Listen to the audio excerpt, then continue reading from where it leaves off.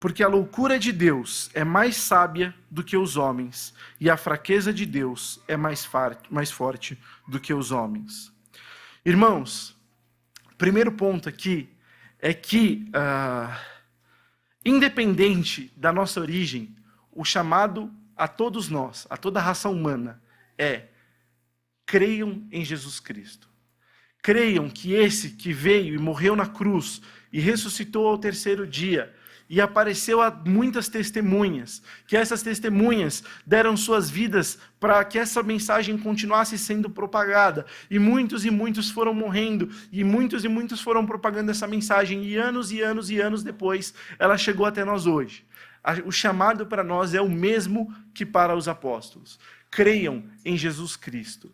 Ele é o verdadeiro Messias. Ele é o Senhor e Salvador. E a promessa de que, se nós confessarmos Ele como Senhor e Salvador diante do Pai, o nosso escrito de dívida será pago. Não há mais condenação para os que estão em Cristo Jesus. Entender isso é olhar para Jesus como Salvador e como a verdadeira sabedoria. Porque a loucura de Deus é mais sábia do que os homens. E a fraqueza de Deus é mais forte do que os homens. Eu falei a respeito desses homens que são chamados de eruditos.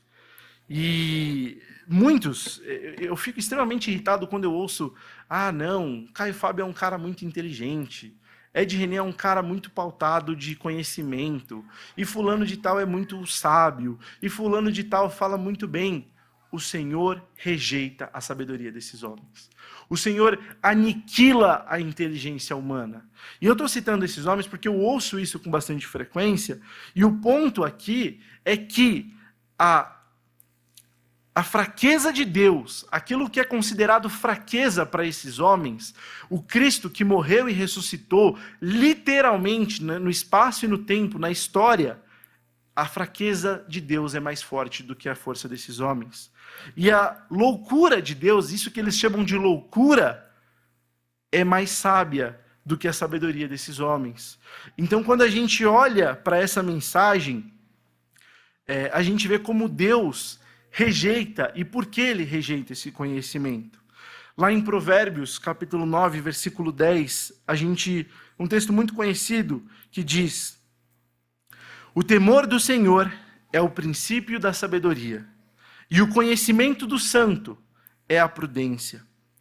Irmãos, ainda que uma pessoa tenha muito conhecimento e muita erudição, o mais recém-convertido, aquela pessoa que acabou de ser chocada pelo Evangelho, entendeu o seu pecado e creu em Jesus como seu Salvador, o que Paulo está falando é que esse homem, ele é muito mais sábio do que todos os outros eruditos, porque ele reconheceu o seu pecado e creu na mensagem do Criador.